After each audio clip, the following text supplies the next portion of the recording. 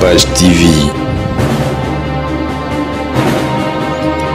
Capage TV. Il est là et comme il compte à ton église. Il faut quand même différencier entre l'église par exemple un orchestre musical. Ok. Il faut différencier entre église la société mon différencier parce que l'écriture est claire que je mettrai la différence entre ceux qui me servent et ceux qui ne me servent pas. Amen. Mais les autres différences c'est ça la terre.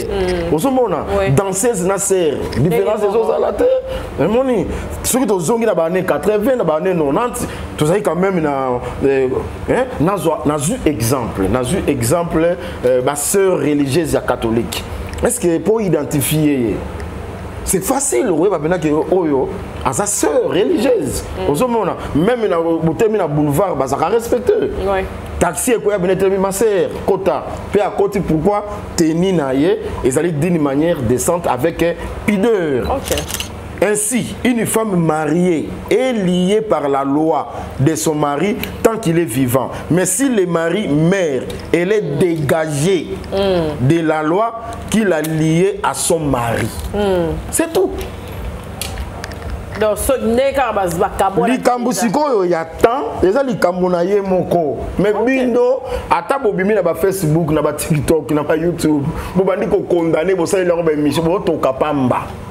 OK. On est comme il Cameroun, il y a yé moko. Sora Monica Sala une année, yé. Sora Salika Sala 2 ans, yé. OK. Sora Monica Sala 5 ans, yé. Mais Nzambe boit kon banda babigara si les maris meurent. Soka a koufi, c'est tout. À ça dégager. Na lien wana. OK. Osomona, à ça dégager. Bisonde batu tozomona na misu na biso batu. Liloba Nzambe za culture ba bantu te. Vraiment. Nayebi ke pas ba bantu, il faut non otika moi temps. Ouais. Mais ce que ça moi Nzambe. Aux en attente. OK. Sécurité ya mariage. Ils ont noté. Sécurité ya mariage ils ont noté. Ba pasteur à lelo bazotanga suma kambote. Prospérité car. Na mabala na mabota. Ça dit ba pasteur Nzamba bengate. Ça dit à kota makambo Nzambe na vision na ye. À kota makambo Nzambe pour s'enrichir. À kota makambo Nzambe peut-être pour la libumu na ye na ya bana na ye. Il y a des gens comme ça, des faux docteurs, des faux pasteurs, ba menteurs. Il y a akoyaka côté bino boko pamba ma boko kende liboso, somba bracelet, somba mai. Bazana temps ya kotanga makomi esantu te. Po ba bongisa lingomba Nzambe. Bamima bango na sali bazana makambo wana te. Osomona dans l'église du Seigneur, au pena Jésus-Christ alobaki que aux Pierre, c'est sur cette pierre que j'ai bâtirai mon église. Église à Jésus. Église à Jésus tambusamaka na makanisi à Jésus. Amen. Makanisi à Jésus en onde ba apôtre ba télévision na makomi. So mon déjà église autant sama pardon. Mais so mon déjà église autant musama. Pour l'ondisa na makomi, c'est une fausse église. Les églises à Satan. Ata bozo tanga kombo à Jésus, les églises à Satan. Libala mo salama na Bible balata no. Exact. Deuxième point, na code de la famille. Oh ya biso. Mo beko e kamba libala na RD Congo. Ba pesa biso ta article moko. Oh législateur a créé mo beko ke bazo reconnaître mariage na Congo par anneau. Exact. Au contraire, il y a des hommes oh anneau. So ramoni moi sina anneau moteme bandu baluka. Il y a bazanga non à qui par bangote. Il y a un spécialiste. Sur un monika moi sinon non ndesika yé il faut chamotu. OK. Na osuki sa yé. Il y a non ana na osuki. Ti ayé pe azui ona non na yo. Ko ako simba ko pe bo na mbeto libala bani na mbeto ya so ya hotel bani ko seka yo. Asi alongoli yango pe bani ko seka seki pa zongi selio pona ya longi mission accomplie. Madame Capage, je vous présente Citycar. Citycar est une entreprise Yassika. Oyo mwana mboka aye na ngona kacha Kinshasa. Vous avez besoin de pièces de recharge mutu ke vanda yo. Na Dubaï, na Poto, partout. Citycar a une disponibilité à kosombela yo pièces de recharge. Ya ko dédolé yo mutuka partout dans le monde. na Dubaï au sommi et voyant na kin ba livrer yo au footing mbongo City Car on a besoin ya ko louer ba mituka ya luxe ba mituka normal transport nyonso oza nango besoin activité nyonso oza nango besoin basombela yo bayela yo bachangele yo balouele yo City Car eza wana Bozo Sport pour l'envoyer éclaircissement na ba numéro ba téléphone nyonso baza disponible 24 heures sur 24 avec City Car nyonso commune à Pépélé. Vous voulez louer et acheter un véhicule dans de meilleures conditions et délais? Le partenaire idéal qu'il vous faut, c'est City Car Multiservice. Parcourez notre flotte diversifiée de véhicules de qualité, du chic citadin à l'aventurier tout-terrain. Profitez de nos services sur mesure, fret porte-à-porte Dubaï-Kinshasa et Europe-Kinshasa. Vente des pièces de rechange d'origine, bonne qualité. Retrouvez City Car Multiservice, 6 avenue Polo Maurice, numéro 37, commune de la Gombe, Kinshasa RDC. Contact plus 243 97 77 77 902. City Car Multiservice, une conduite innovée avec satisfaction. Shalom peuple de Dieu, merci en tout cas. Est-ce que vous voyez, Paris, surtout à Paris, tout autour de Paris, on a Belgique, tout autour, retour en prière avec maman, hein? L'homme de Dieu, la servante de Dieu, maman Lombo, aïe les sous, l'espace Venise, na Paris, batou tout, où vous avez pénétré la tour Eiffel, en tout cas, pénétré. Donc Paris, centre, capitale, Paris, balobi Schengen, Nyons. Maman Lombo, le 8 décembre, à cause d'un espace Venise. Prière et kotoka, intercession kotoka, louange et adoration. Na begiba na nzambe nyonso. Na confirmé que vente ya billet, ouverture ya billetterie eza déjà. Bato nyonso ba que le 8 rendez-vous za moko na maman sœur Lombo, baba ni ya koso baba billet na bango. Nzamba zongi lisusu. Évangélisation et zongi lisusu. Culte et zongi lisusu. Bonzambe et zongi lisusu. Kati na yembo ye ayemba kaka aza koteya aza ko délivrer aza ko yemba nzambe akozanga te ko pambola yo oyo sombi na yo bien na yo oza déjà prête ya koya kokomisa nzambe amata oyo akokotisa biso na 2025 azomata biso nde tozokita le 8 décembre avec la sœur maman Lombongo. Évangélisation à l'évangélisation, adoration à l'adoration, délivrance na nyonso na ngobé. Kaka na espace Vénus, Nzambe à Pambolayo. Bote na ba nyonso wa Olanda Kapage télévision. Merci vous retrouver biso ROYO, ozali nzoto makasi, ezali pona yo moko te ezali parce que ye moko mokili na biso alobi ke tozala na souffle de vie, apesi biso makasi na nzoto et puis asali en sorte que to se retrouver na papa Emmanuel lisusu na plateau oyo pona ko partager liloba ya Nzambe et puis toucher quelques actualités sur l'église et puis na ko rappeler ensemble des saints ezali sikoyo na Villeneuve-le-Roi, voilà. Villeneuve-le-Roi, na kena pe potangote son na ke papa au samedi pour nga boli wa capier ici là. Villeneuve-le-Roi, 79 rue de la République. Voilà. 94 bon yondo yebi pe papa Paris en bien les assemblées des saints il y a Villeneuve-le-Roi, voilà, c'est 79 rue de la République, ok, c'est-à-dire 94 290 Villeneuve-le-Roi, Paris Île-de-France. Ok, moi bino ba tubo kendarami kili bo ceux qui ba kewa na ba mona assemblée des saints ah kuna na ninga Paris boni papa adresse na ngona songa non ça va nzamba osala biso grâce nzamba osala biso bote pe na ba Olanda biso siko mbote na ba santo nyonso na ba ndeko nyonso ba abonné nyonso ya Kapage TV surtout ba ya France Paris boyebi ke kala mingi te tozana bino wana pona ko enseigner vraiment na biki bozozela ya mingi kola kosala biso ngolu kala te tozomonana. Ok, Nzambe apambola bandeko bakolanda biso na kati ya émission oyo ekozala penza bien makasi et papa tozomona ba séparation ebele na kati ya libala, séparation du corps, séparation tozovanda kaka pona bana tozabo est-ce que l'église tant pour le meilleur et pour le pire to balisi bino Pour la nini bolobaka les pires en côté sur les arandés bosuka aka wana. Po batbaka koyeba les pires en na kati ya mabala poeza lokola ke bazoko kana lisusu te. Bon, apporte pour la lobby que oya bali ayba ke akoti na kati ya tribulation.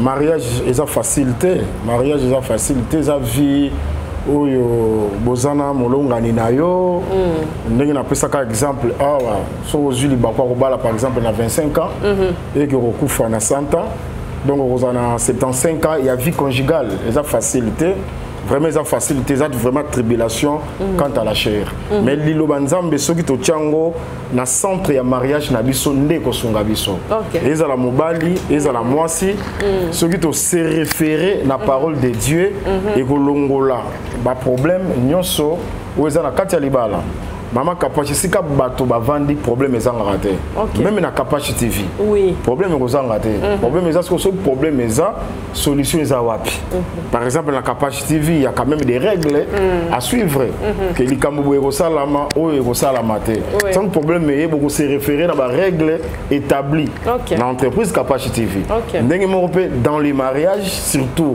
le mariage chrétien règle c'est la parole de Dieu amen pour na ba frère Bible lobi que mobali alinga mwasi na ye aimez vos femmes ça c'est la parole de Dieu maintenant écriture sur koloba que bolingo ekouvraka multitude ya péché amen parce que tu as aimé ba doit mona peut-être ozwa mwasi na yo obanda ko bezeye obanda ko sala yeboye non bakoye bayo ozana bolingo ezaka komima mwasi na restaurant te bakoye boko ozana bolingo ezaka komima mwasi na yo na plage te wana pe eza bien bolingo ezaka kolatisa mwasi te mais bolingo eza pe tant muta manifester faiblesse maintenant amour et couvrir multitude il y a péché osomona eloko wana Jésus alingaki biso na ba défaut na biso yango ndeta cette expression ya amour na ye Jésus linga biso te na ba qualité na biso Jésus linga biso na ba défaut tous encore ba péché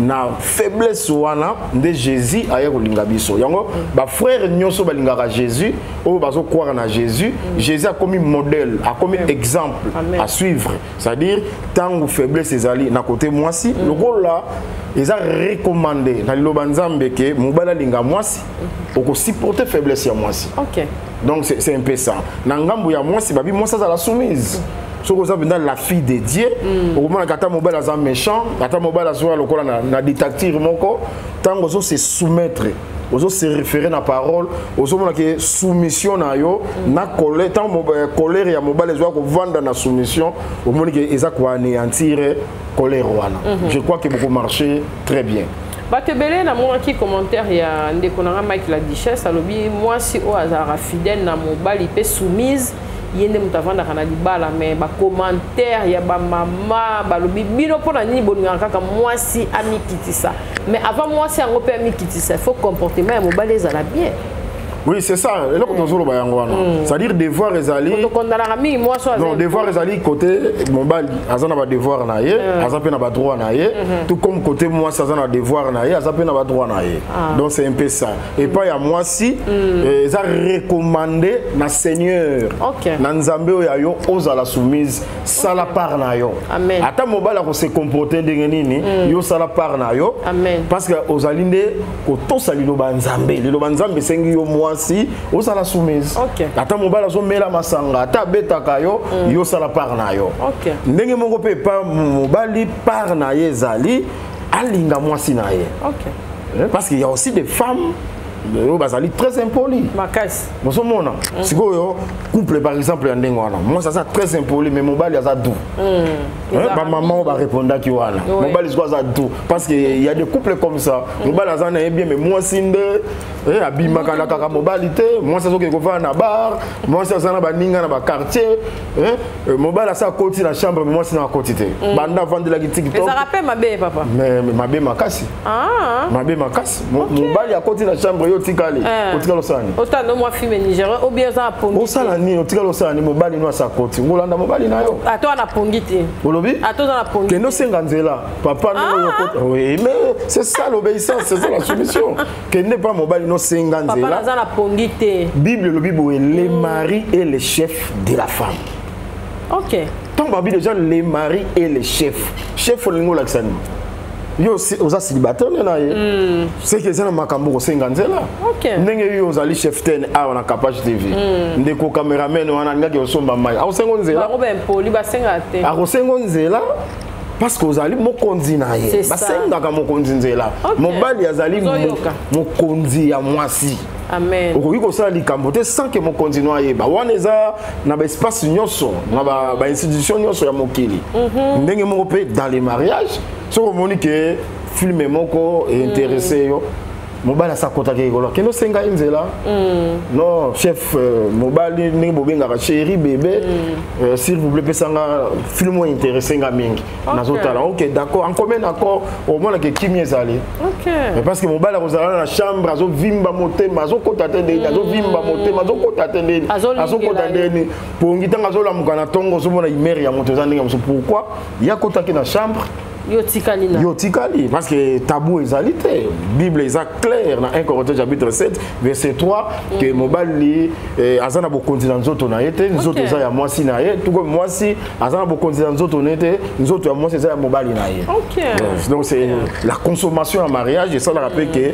mariage ezala malamu mobali so akoti bana bavandaki akosala akofinoli sute tonga aza na posa na yo yo moko faut comprendre que ndenge akoti akozala na posa na ngai ntango okei soki oza na eloko mosusu okosala senga nzela akome na accord eza babiloko ekopesa kimi moni mwa babiloko wana mike mike tozoloba ngo lokwa tozoplaisante mais eza babiloko evandisaka libala papa Emmanuel nasepelaka nango mpo tobetaka masolo ya libala avant tokota masolo na biso église mpo eza très important lelo biso bajeune fille tokotorta lisusu bamama bokilo te mais na kala nayebi ke ezalaki sacrilège mobali kutu ya oyo mama ya mwasi ndeti nekolo na biso mama ya mwasi amonaka mobali ya mwana na ye mingi te il faut apesa mokongo na nomona mama so koko na biso ya mwasi so nga sona na papa na biso il faut abaluka pesi mokongo ou bien kitisi elongi na se mais lelo e koma mobali o akoya obala neti ngai azana na respect ya mama na ngate nyo papa na ngate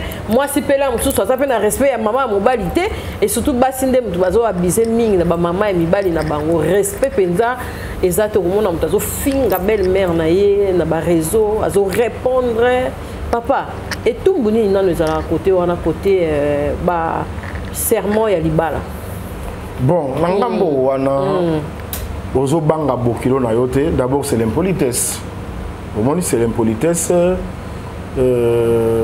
la fille de Dieu akosala ba biloko ndengwana te OK moi si nzambe sengeli atosa d'abord dans mobali na yo nzamba cheye chef na yo siko mama na chef na yo otosa ata plus que chef et puis tozonga nanu pe ke toza ba bantu toza na ba culture na biso bokilo aza moto akosala na ye masekite eza na ngambo akoto eza na ngambo akoto bokilo akotika la bokilo c'est-à-dire na bokuse donc tant maman zo ya déjà faut tikela ekiti afanda non respect sengelezala est-ce que maman ya yo moko otosa yete so otosa mama na otosa pe mama mobali na yo tout comme mobali so otosa mama na otosa pe mama aboteli yo mwasi je crois bana pe bazana kati est-ce que bana ba ondima bena ke yo mankaka koko na bango ozomona yo moko ozobebisa même éducation ya bana ce n'est pas bien et puis c'est un péché parce que désobéissance à niveau wana manque ya respect na mona mwasi ya nzambe azali ko péché ce n'est pas bien tolani tolamuki tomoni papa na biso voici l'homme chebikila na église azongi kaka lokola na église des saints nalobi tolata mitambala biso boye kokota te boye kokota po eza nzambala pantalon et pas mama ekolata mate et bague surtout oyo ba papa bakufela ke koki olongwa te ba mama kutu papa kutu balongola ba mama donc désormais bana mibali bagi pena en tout cas eza nango vraiment important te lata masito et comme apeka bijou pe on dirait kuna ekota te papa omoni ndenge nini pona mahambo bon na sepeli parce que ngape na mona ki yango na page Facebook na ngape écoute na partager ki yango na partager ki yango pourquoi parce que ça la kinga moi esengo moko et ça la ngape ndamo esengo ndenge le pasteur François Mutombo au batonyon so bayebi na kombo ya voici l'homme nga esala kinga esengo Tango a cité 3 points. C'est très important. Si vous avez une bonne mémoire, vous avez une mission sur les mariages. Et ça a quelques points. Tolobaki. Point Misato Alobaki. Et allez Likamboya. Moansi. Sœur dans l'église. Sur Azo Sambela, Azipamoto. A remarqué qu'il y a une église.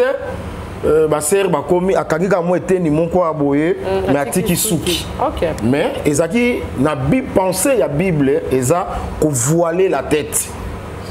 Ça dit que moi si à Sambela. Ndeko le pasteur alobi makambo ya yete. Alobi makambo eza na Bible rapidement toki kotanga ngo parce que na moi ki yazolo bakaka azotanga te. Seulement, et si quand on a sepelé qui attend qu'il y ait des cambo, moi ça qui côté à terre. On a appris après ça qui verset dans quatre églises. On a eu pas sur le banc aussi. Ok. Nazu. Non. Il y a coutume na bino. Ce qui est coutume na biso et kokali na Bible, ce n'est pas mauvais. Ok. 1 Corinthiens chapitre 11. Balobi boy. Nazur rapidement verset 5. 1 Corinthiens chapitre 11 verset 5. Toute femme au contraire qui prie ou qui prophétise la tête non voilée déshonore son chef. C'est comme si elle était rasée. Car si une femme n'est pas voilée, qu'elle se coupe aussi les cheveux. C'est-à-dire, et ça une recommandation apostolique. Dans l'église du Seigneur, Maman Kapache, toza na des églises na monde. Église ya Satan, na église ya Nzambe. Nzambe siko azwa makanisi na nyonso. Makanisi ya Nzambe acha yango na makomi. Boye ba église aux églises en Nzambe, église ya sengeli tambola par rapport aux saintes écritures. Amen. Bozomona écriture yango yo noir sur blanc, moi sinon so azo sambela to azo prophétiser et sengeli azipa mutu. Toza na eloko to discuter wana te, maloba neza maloba ya voici l'homme te. Omoni? C'est la parole de Dieu. Ngai na te ya kabongo, bate nyonso ya Nzambe, bate ya kabongo. Sikoyo eloko nga na sepeli nango qu'il est l'eau et comme qu'on compte à ton église. Il faut quand même différences entre l'église par exemple dans l'orchestre musical. Il faut différences entre église la société mon différences parce que l'écriture est claire que je mettrai la différence entre ceux qui me servent et ceux qui ne me servent pas. Mais les autres différences c'est aux à la terre. Danseuse na serre différence c'est aux à la terre. Moni ceux qui ont na année 80 na année 90 tout ça quand même nazu exemple ma sœur religieuse catholique.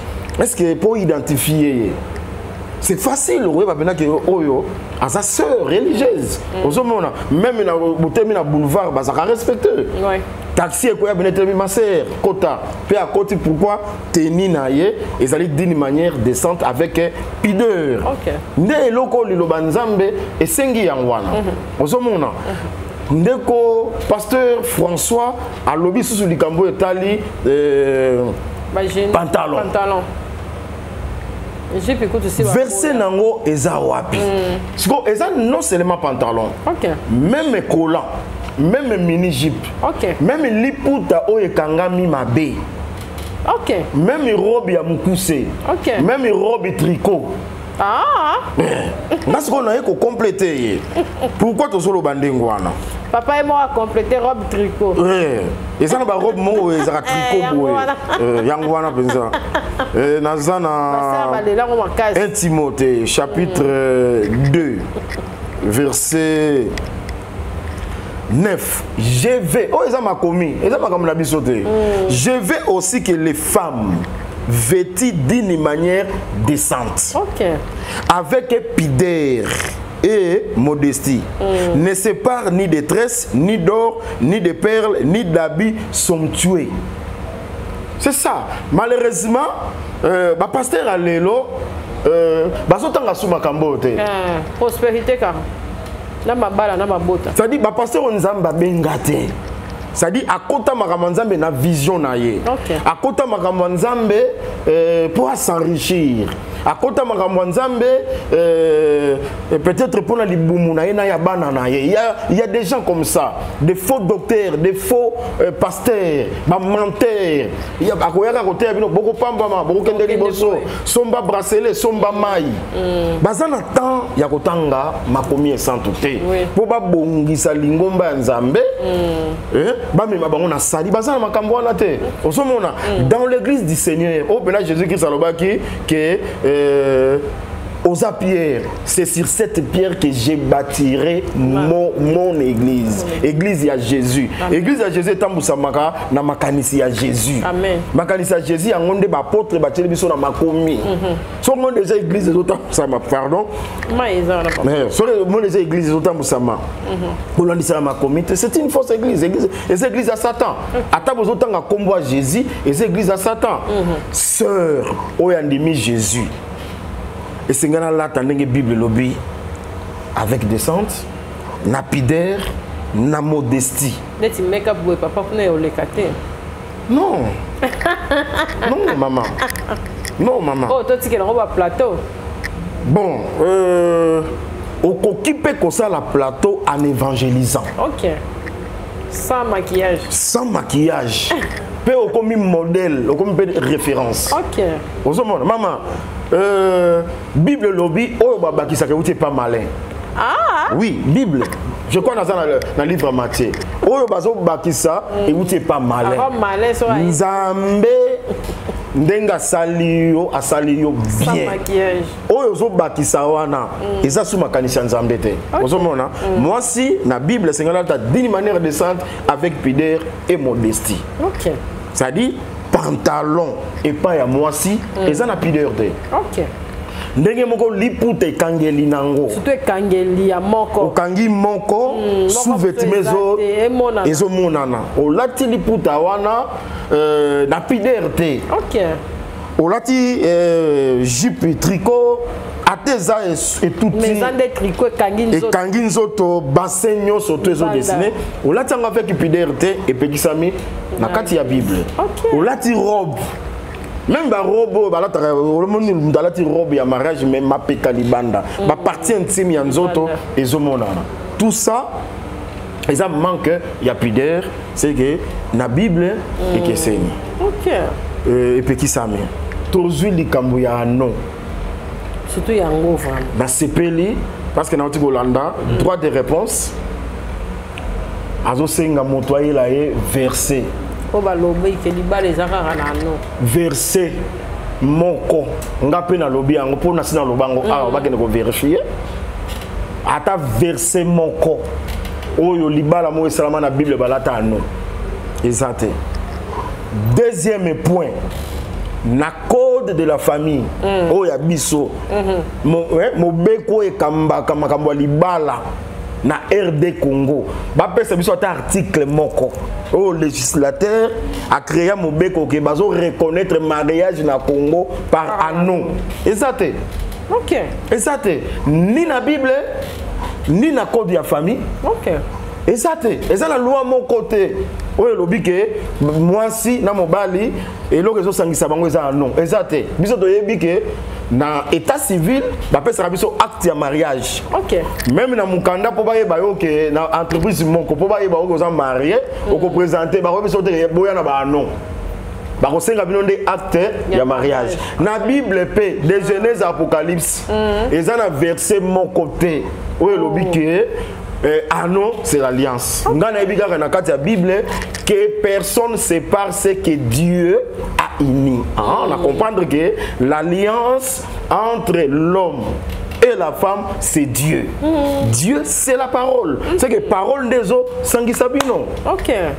OK. Maman, toujours comme ça te. Ngana zana déjà na 20 ans mariage. Ouais. Tu parrainer combien belé te? Ebele. Mais ça pinanga ngo nyoso zombe. OK na kabo. Jango. Et puis nazo soit Saint-Esprit, nazo soit Saint-Esprit témoin. OK. Nga banda na bala mwasi nanga. Non la ta noté. Te. Non tricher. 20 ans. 20 ans. Nakoko sayo. Nakoko sande kwa za kuna. Mais nazui Dieu na kitisi yao. Zala témoin. Eko zala. Tentation eko zanga te. OK. So tentation ezangi ndeni ngo yeba koza molongi. OK. Po oyeba kolonga adultère. Po oyeba kolonga impudicité, faut ba mekayo.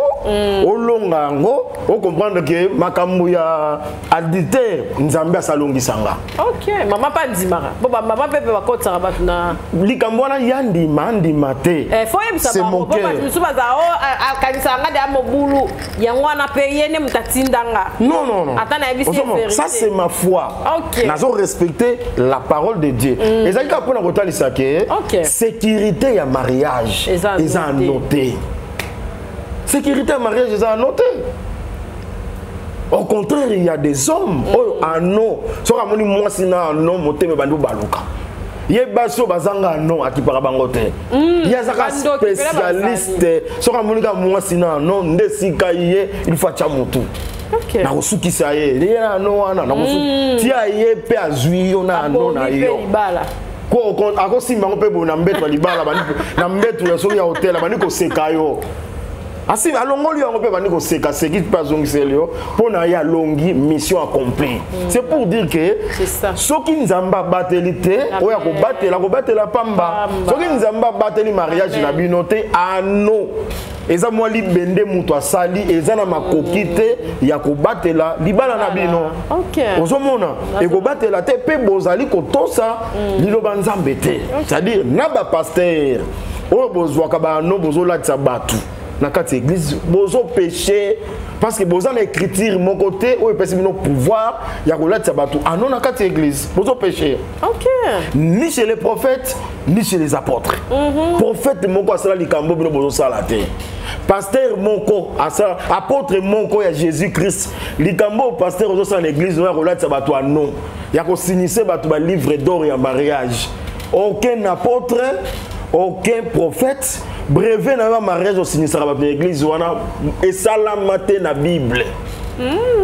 Et chose grave. Ce qui moi si to mobali ya kufi na matanga et comme un système. Kolongola. O baya kolongola po balatisa ki. Et loko nini eza na kati ya no wana. Il y a rien. La Bible ezali que moi si azali lié aussi longtemps son mari est vivant. Romains chapitre 7. So ikaka mobali ya ndenga azo kata motema pa moi ça comme libre. Ndeti moi ça femme lola comme libre. Asa libre. Asa libre. Neti pasteur Marcelo. Asa libre. Likamne ku koti. Ndenga motema kaka moi si katika motema babi ye fona fa betata 15. Prière et salama. Et salama. Te babi ye fa betata 15. 15 ans par rapport à quel verset? Ya ko fanda sa maman. Par rapport à quel verset? Akola ki sa maman sikote. Non. Vous en rappelez la passe Non. Ezaka mosala nzambe te. C'est-à-dire na kati ya mariage ceux qui partenaire moko dès kazo kata motema ndeko wana comme libre. Ah, donc bala de semaine elandi. Bino nde batu bozo loba. Mais nzambe ko katele tumbu te. OK. Est-ce que dans Romains Romains chapitre 7? Oui, tanga ko papa. Tanga na mela on mai.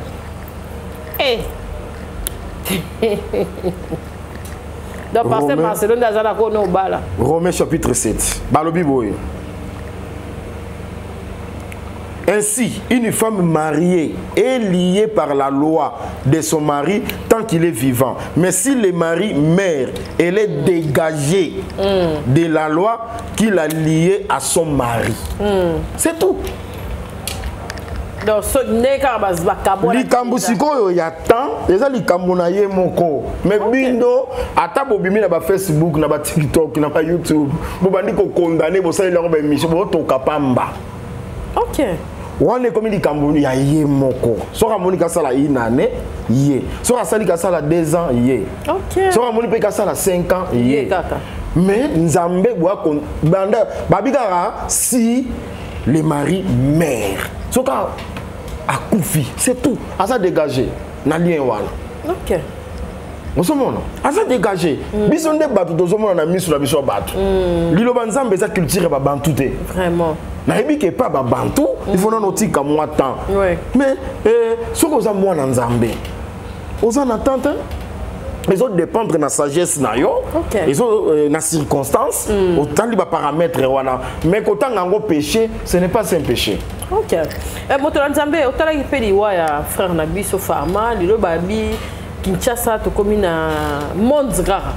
Et comme il évolue dans téléphone, mingi et comme téléphone est remplacé, bon moto ya batu, moto azo préféré à filmer na mona ki liwa penza vidéo ne salenga bien te bazo le kana bango mutazo senga li dazo babo memanga e bo sunga ngai babe ezaki pena li mettre Saint Joseph ce qui Saint Joseph eza pe pembeni wana mais muta presse ba toi préféré ba filmer ndeko okolo banini pona yango nation ya honte clôturer. OK, to clôturer na mais na succès likambo ya voici l'homme. OK.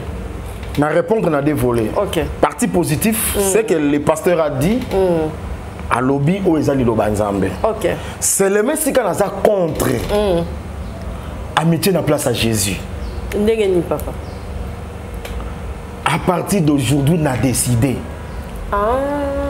Il a décidé. Ce n'est pas son église. Il y a un serviteur, il y a une église. Ce n'est pas son église. Nous avons décidé, c'est Jésus. Il y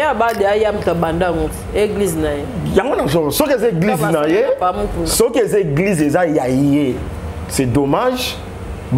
Une église à moi. Le rôle est na yokeli ba amu wana nyonso mawa po bazo samba une église à mutu bato no bazo samba une église à mutu. OK ba mona nzambete faut samba une église à Jésus. Amen. Oh Jésus ndazo ba décision. OK. Jésus aujourd'hui c'est la parole. Pourquoi? Parce que critique Paul a lobi boye Jésus Christ ototei binongai Sylvain Timothée. C'est que Jésus a liteya. Amen. Liteya ndezana ko ekozwa décision. Amen. Eza yete na yé na peuple o bazo yokaye liteya eza likolo na bango. Eza lokola Moïse na Israël. Moïse aza mokambi ya Israël. Mais likolo Moïse lipata pezali. Donc na Moïse na peuple bazo tala lipata ndenge zo kamba bango. Lelo nga pasteur na peuple yo nazote ya bango atala za pasteur na bango mais likolo na biso nyonso lilo banzambe ndezo kamba biso. Amen. Ozomona et si kana sepelité c'est-à-dire azi autorité moko boye c'est comme si ezelo konaye c'est comme si ezama kambo naye c'est comme si yé mutuna mai azana makoki akobongola moto motema. Moi parti ongai na sepeli na ngote nde yangwana. Pourquoi na zolo bango? L'église peut comment déjà ko mitia na ba place ya. Non, c'est ça. Pour comment na kombo ya pasteur ya nani bo na bengani milimo na kombo ya Gloire to gloire le 10 novembre 2024 na Madeleine. Botu na nani a ozala wana. Mama Lombongo. Aïe. Nzambe yemo kwa ozala au rendez-vous. Na bengi Bruxelles nyonso na Madeleine le 10 novembre oyo mosai na Nzambe akoya akote ya na loyembo bao nyonso balingi penza kokumisa Nzambe tozana événement moko na mois de novembre oyo kokotsa biso décembre pe année mususu wana na bopete nyonso na pepele nyonso et puis na présence ya Nzambe apambola yo ba porte eza déjà disponible ya kofungwama. Ba billet est déjà disponible à côté kama. En tout cas, ouverture de porte kozala na 17h. Na 17h, tu reconnais déjà koton di sa salle ya Madeleine na baneli lisusu le 10 novembre 2024. Que l'Éternel vous bénisse. Racheté avec les révérends internationaux. Non, Église de Jésus. Cher bien-aimé, tout ce que la Jésus place naie. Nga naza serviteur ya Jésus, naza spécialité, naza frère, oh naza ngolu parmi mes frères. Amen. Et ça grâce, quand ça la passer, ça grâce. Et ça il logo yo mérité. Nzambe mo atali bo ba frère ba zebele, na kat na bango na lo frère oyo. Na pese mo makoki moko po kamba bande konaye. Amen. Na nzelo esikanga na lingi bakoma. C'est ça. Amen. À part ces étés que ba gloire, et ça te soki ba biloko mo boye. Maman pardon tanga verset moko. Naza na Deutéronome na ko expliquer yango. Deutéronome chapitre 21. Na bandi na verset 10. Na tangi na kombo na Yesu Christ. Lorsque tu iras à la guerre Seigneur, Bazobana Israël, contre tes ennemis. Si l'Éternel les livre entre tes mains et que tu leur fasses des prisonniers, peut-être verras-tu parmi les captifs une femme belle de figure et auras-tu des désirs de la prendre pour femme. Alors tu amèneras dans l'intérieur de la maison. Elle se rasera la tête et se fera des ongles. Elle quittera les vêtements qu'elle portait quand elle était prise. Elle demeurera dans ta maison et elle plaira son père et sa mère pendant 1 mois. Après cela, tu iras vers elle, tu l'auras à ta possession et elle sera ta femme. C'est une loi. Bazolobana Israël que soko ke guerre. Na kata bitumbano bomi bato. Okanga pe ba prisonnier. OK. Et que soko remarquer une femme belle de figure, oui gozoyer. Kotisa na kati ya ndaku na yo. Balobi boy. Tale sika siko na zo vanda yango balobi boy. Ami kata qu'elle se rase. Balobi te ke yo kata esuki. Qu'elle se rase. Yo problème no ka na kata ge obundi bokangi ba prisonnier. Omoni mwasi moko asepeli na asepeli si yo kanga ikaka. Kote na kata ndako. Ami kata suki, ami kata manzaka. Alongola bilamba na ye. OK. Oya bokangami et puis aller la tata na ina maman na ye pendant 30 jours. Nde na sima au commissaire mwasi na yo. Ça ce sont les écritures. Bazo bana loi, bazo pesa Israël. Sikoyo nzambe bazo bisa Moïse boyabi, kende ko bisa Pharaon, atika Israël mon fils premier-né. C'est que auto comprendre que Israël mobimba wana na miso nzambe bazaka un fils. OK. C'est que loi o dans bazo ba que tango kende guerre, c'est que bazo belaka un fils. Israël ou azali fils premier-né. Or les fils premier-né dédiés c'est Jésus-Christ. C'est que loi oyo accomplissement n'ango c'est pas Jésus. C'est que Jésus a kokende bitumba. Soka ke bitumba akoboma. Azaku na posa mibalite. Pourquoi? Parce que na Genèse mobali a dominé la ligola mwasi. C'est que les hommes ce sont des dominations. Effectivement, Israël ya solo aza Jésus-Christ. Tant akenda bitumba ne kulusu aboma mibali. Mibali ou aboma ce sont ma principauté et autorité. Mais na quoi wana a récupéré une femme belle de figure. Cette femme là c'est l'église. Amen.